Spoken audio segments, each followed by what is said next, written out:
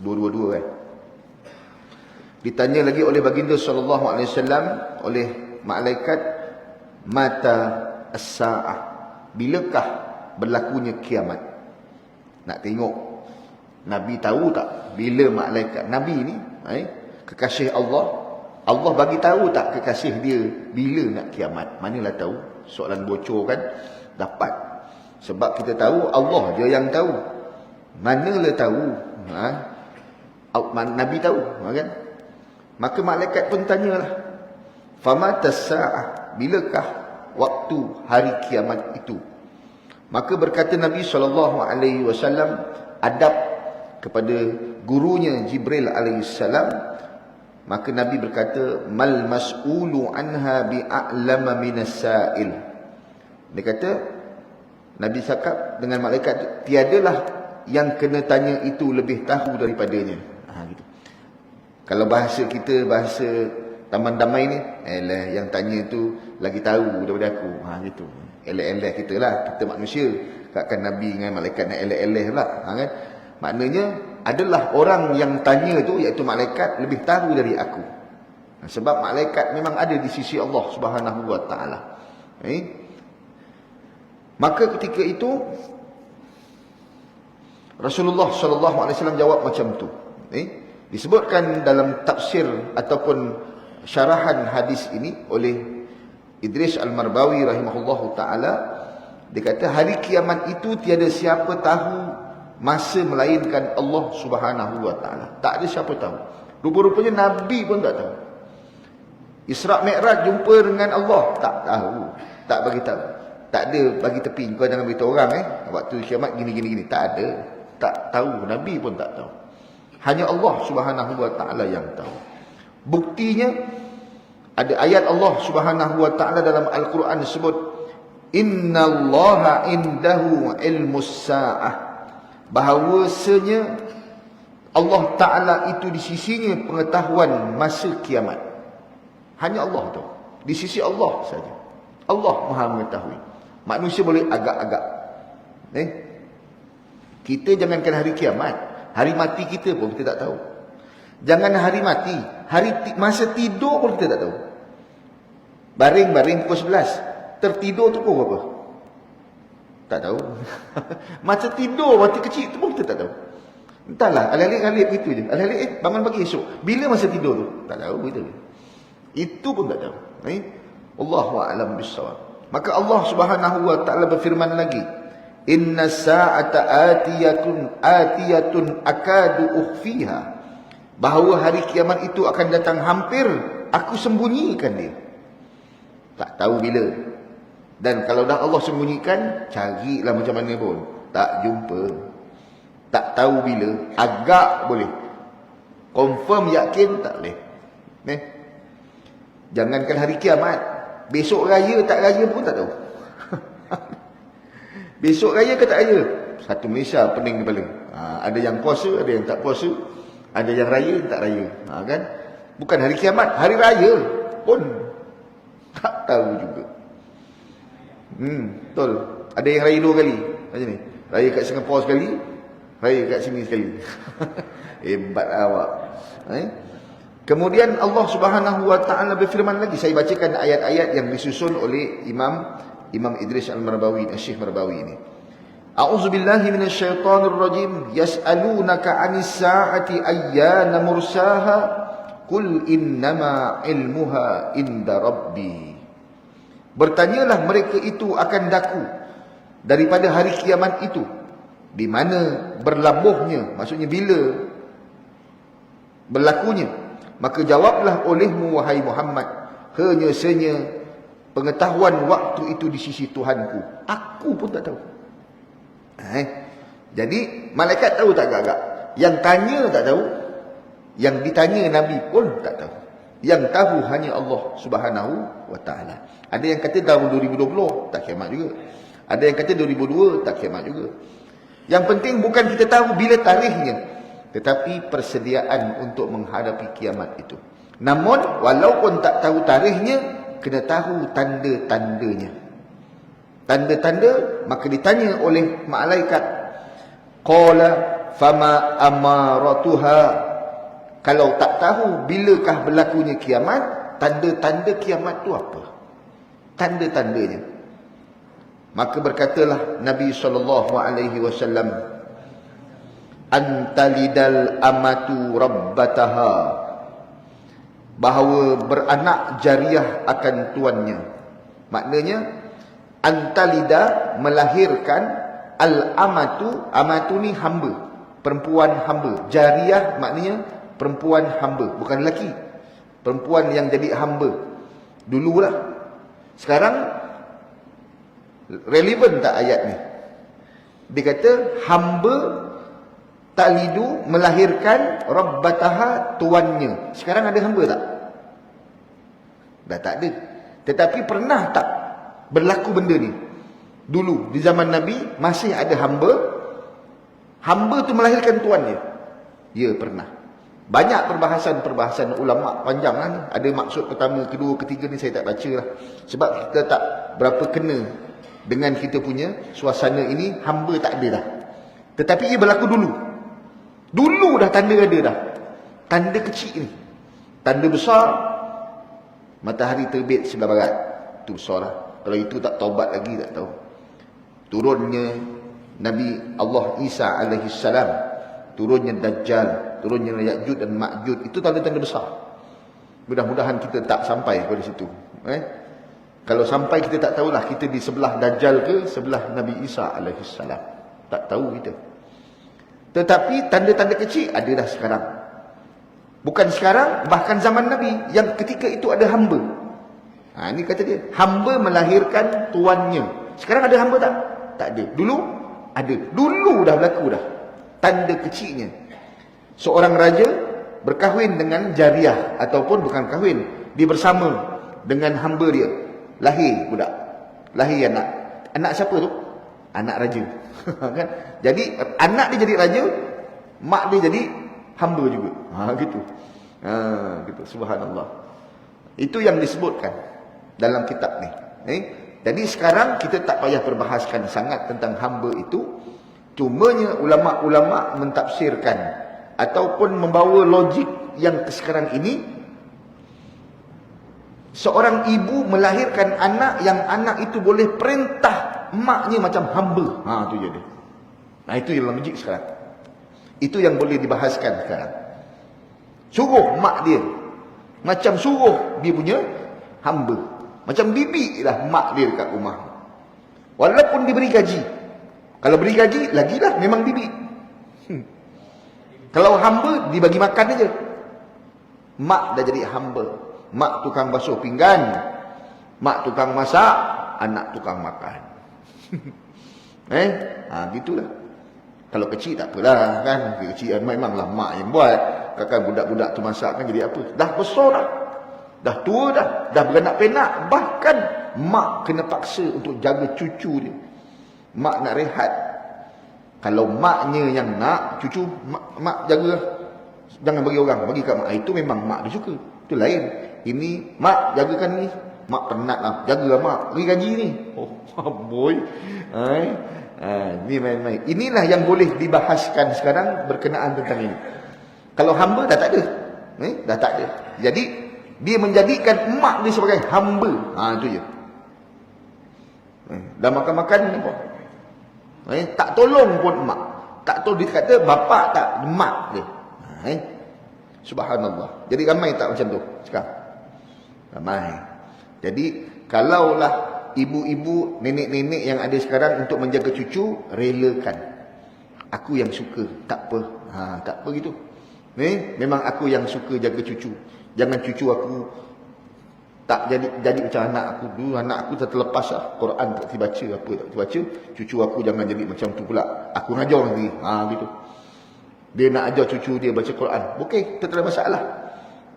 Tetapi kalau maknya tak nak, anak paksa, inilah tanda-tanda kecil kiamat. Tu wallahu a'lam bissawab. Tapi anak-anak pun kena faham. Mak kata, ya boleh-boleh. Tapi janganlah sepanjang masa. Mak memang kata boleh. Semua mak boleh je. Betul? Tapi faham-faham lah. Faham. Baik. Seorang letak, Abang Long letak anak. Yang angah jealous, letak juga. Yang uda pun, engkau letak, aku letak. Jadi macam nursery rumah nenek ni. Wallahu a'lam bissawab. Baik. Boleh, tak ada masalah kalau mak redha.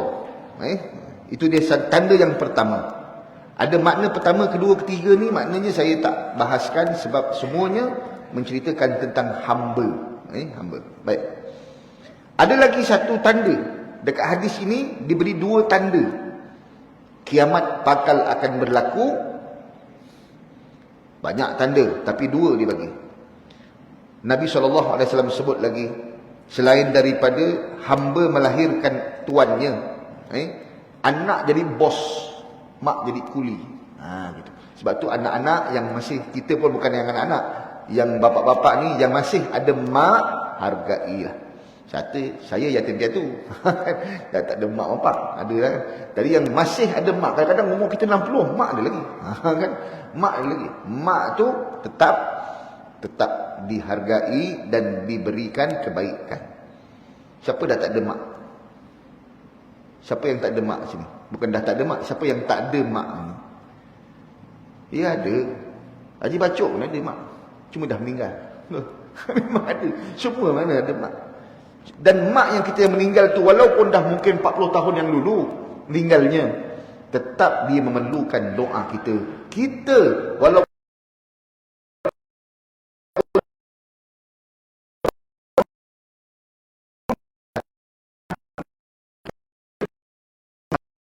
jangan pandang anak tu, anak umur 20, 30 tu anak. Tak. Kita yang 80 tetap adalah seorang anak. Kalau soleh, kita angkat tangan. Mak kita dah 50 tahun meninggal, tetap memerlukan kita ni. Itu mudah-mudahan. Sebab tu dah mesti ada amal jariah kita ni. Lahirkan anak yang soleh. Soleh dia. Pengajar anak dia pula Al-Quran. Cucu dia pun soleh. Kita atuk dapat. Mudah-mudahan begitulah. Wallahu a'lam. Tanda yang kedua, kata Rasulullah sallallahu alaihi wasallam, al-tara al-jufat al-urat al-alata ashab asy-sya'i yatatawaluna fil bunyan. Dan bahawa engkau akan lihat nanti di akhir zaman akan orang yang tiada berkasut, lagi tiada pakaian, lagi papa. Ni miskin, papa kedana ni. Orang yang padang pasir ni tak ada apa-apa ni. Kasut tak ada, pakaian tak ada. Lagi pelihara kambing, kerja pelihara kambing biasa-biasa. Tetapi bertukar menjadi bermegah-megah mereka itu dengan binaan. Dulu miskin, papa kedana, tiba-tiba bertukar jadi kaya. Kayanya bukan main-main. Mencakar langit dia punya binaan. Ada tak? Ada. Kita tak payahlah tengok dekat negara Arab sana, memang ada lah. Dulu mereka tak pakai kasut, bela kambing. Sekarang jejak awan. Dia punya bangunan tu jejak awan. Awan bawah bangunan. Subhanallah. Jadi itu tanda. Adakah berdosa mereka buat gitu? Tak dosa. Tetapi itu tanda memang akan berlaku. Tanda kiamat. Wallahu a'lam bissawab. Berlomba-lomba manusia menjadikan bangunan rumahnya atau bangunan kedainya yang paling tinggi. Buat tinggi tak apa, tapi berlomba-lomba. Oh, kau tinggi, aku tinggi lagi. Tujuannya berlomba-lomba. Kalau keperluan, tak ada masalah. Rumah kita perlu. Nak set tepi dah tak ada rumah orang. Set kiri dah tak ada. Depan jalan, belakang dah dapur. Atas lah boleh naik. Tak apa. Perlu. Kalau kat negara Arab sana, Mesir, rumah dia dipanggil imarah. Rumah flat tingkat-tingkat. Tuan rumah satu flat tu dia punya. Atas sekali cocok-cocok je. Nanti anak dia kahwin, sambung rumah lain. Kan? Anak dia kahwin, sambung rumah lain. Anak kahwin, sambung rumah lain. Tinggi. Macam tu tak apa, keperluan. Keperluan. Tidak ada masalah. Kalau tak perlu, cuma untuk bertanding. Kau tinggi aku lagi tinggi. Kau tinggi, aku lagi tinggi.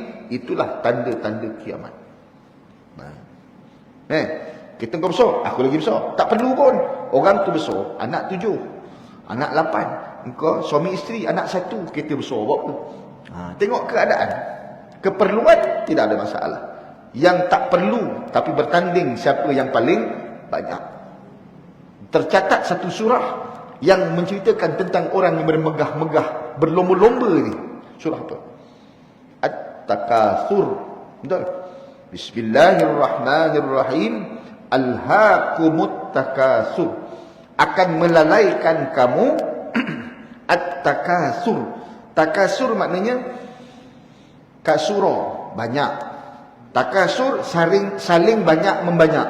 Macam itu. Maksudnya gitulah. Oh, kau banyak, aku lagi banyak. Kau banyak, aku lagi banyak. Kau banyak anak, aku lagi banyak. Kau banyak harta, aku lagi banyak. Dia berlomba-lomba menanding siapa paling banyak, sehingga yang paling banyak bermegah-megah dengan banyaknya itu. Gitu. Itu maksud dia. Itu takasur. Takasur saling banyak membanyak. Gitu. Manusia ni kan suka bangga. Semua benda dia paling hebat. Hatta umur pun kadang-kadang. Kau berapa umur? Umur berapa? 40. Saya 50. Umur kan bukan diusahakan pun dapat juga. Kan? Tetapi pun bangga juga. Cucu berapa? 5. Saya 8. Tak pasal-pasal bangga. Buat apa bangga? Itu subhanallah. Ilmu banyak.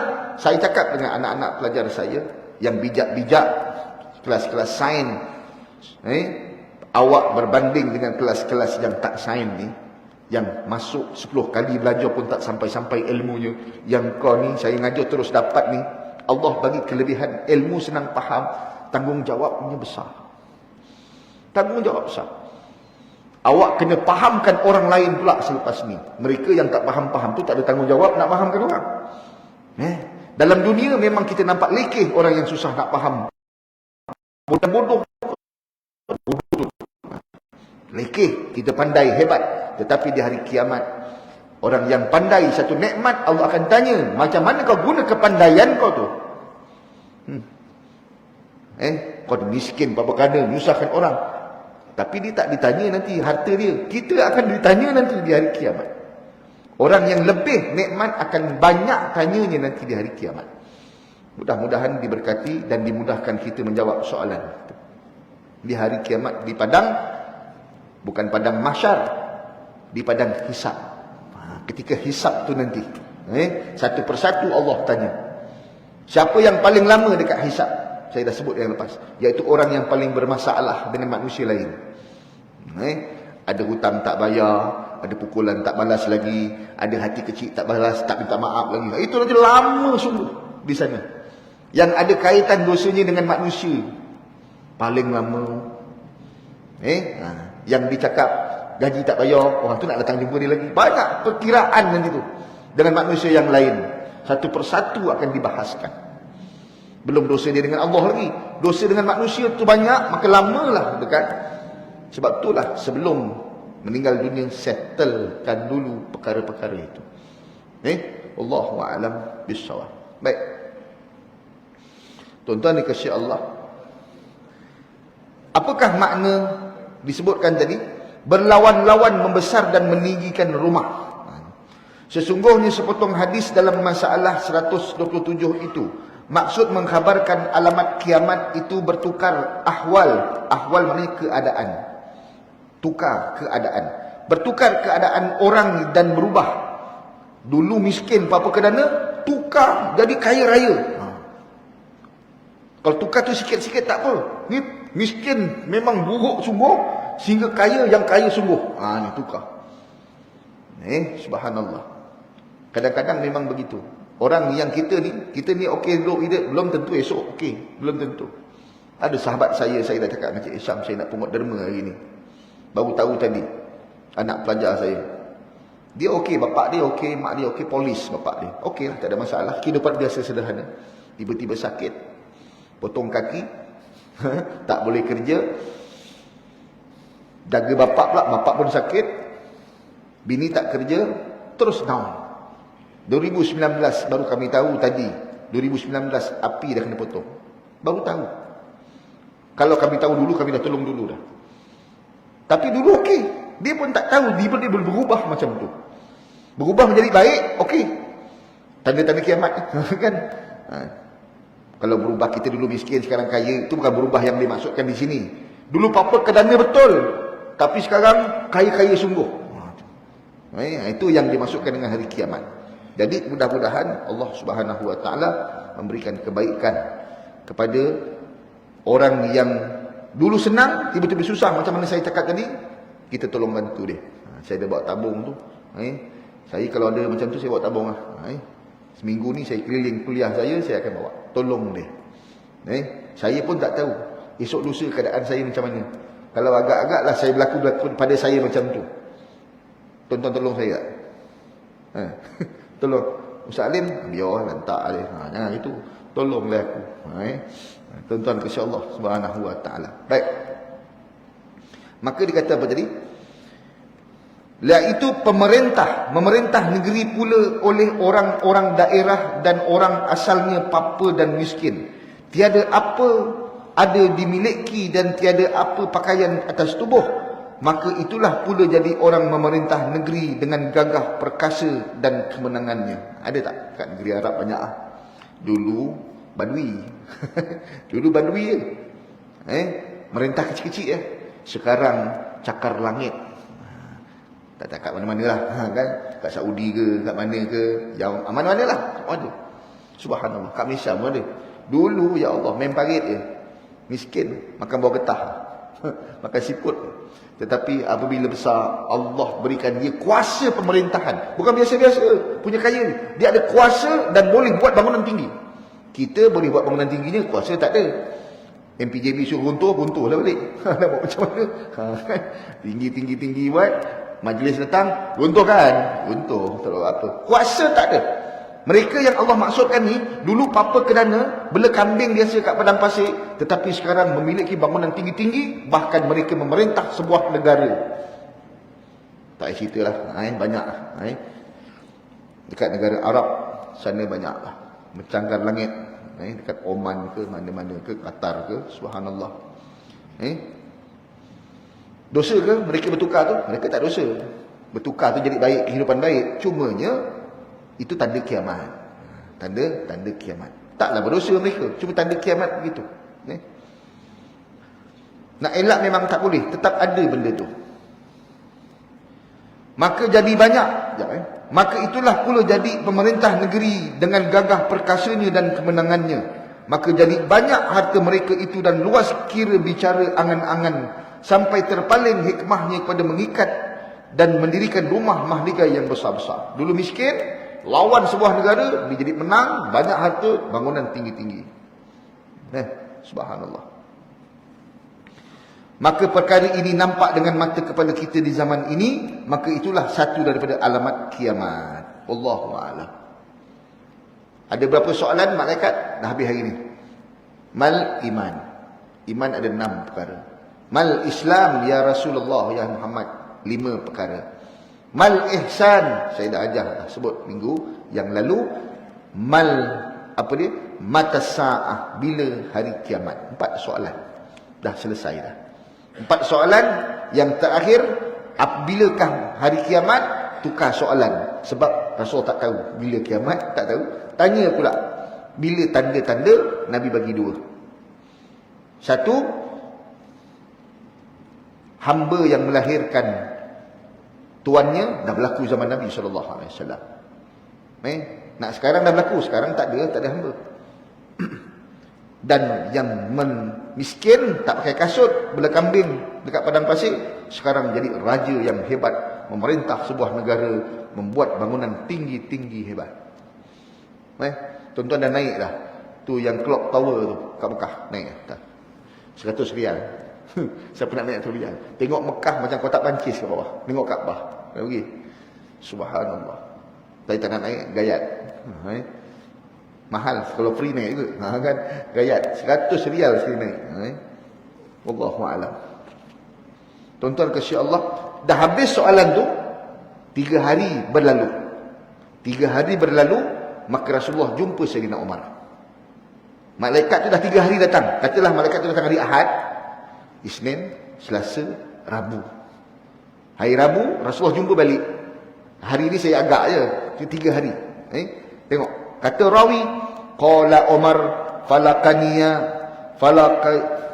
falakiyani an-nabi sallallahu alaihi wasallam ba'da zalika bisalasin. Faqala ya Umar, hal tadri manis sa'il? Zaka Jibrilu atakum yu'allimukum ma'alima dinikum. Telah berkata Sayyidina Umar, maka berjumpa aku akan Nabi SAW, kemudian daripada selesai bersoal jawab antaranya dengan orang muda itu, seperti telah lalu itu kira-kira 3 hari. Malaikat dah jalan dah balik. 3 hari lepas tu Nabi SAW jumpa Sayyidina Umar. Sayyidina Umar masih ingat orang tu. Dia masih lagi mengingat yang bertanya tu orang. Maka lepas 3 hari Nabi jumpa. Maka sabda Nabi pada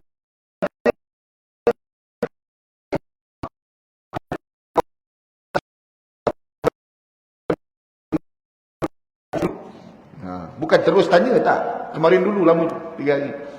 Jawab Sayyidina Umar, Allah dan Rasulnya lebih tahu. Ini macam Nabi jawab kepada Jibril tadilah. Orang yang tanya lagi tahu. Itu tandanya. Nabi SAW jawab, itulah Jibril. Merupa ia seperti orang muda. Datang ia pada sekalian kamu, kerana mengajar sekalian kamu akan tiang-tiang agama kamu. Kena jawab. Jadi iman tu tiang agama kita, Islam itu tiang juga agama kita, ihsan juga adalah antara tiang agama kita, pengetahuan tentang tanda-tanda kiamat juga adalah tiang agama kita. Kena tahu 4 tiang. 1 tiang roboh, habis. 4 tiang. Kena tahu. Tahu tak iman? Belajar. Ada bab akidah kita tahu. Kenal Tuhan. Tahu tak cara beribadat? Tahu. Ada bab fiqh kita belajar kat masjid ni. Tahu tak tentang ihsan? Tasawuf maknanya. Belajar Ustaz kitab tasawuf. InsyaAllah. Alhamdulillah. Dan kena tahu tanda-tanda kiamat yang berlaku untuk kita elakkan.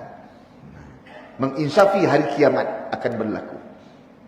Wallahu a'lam bissawab.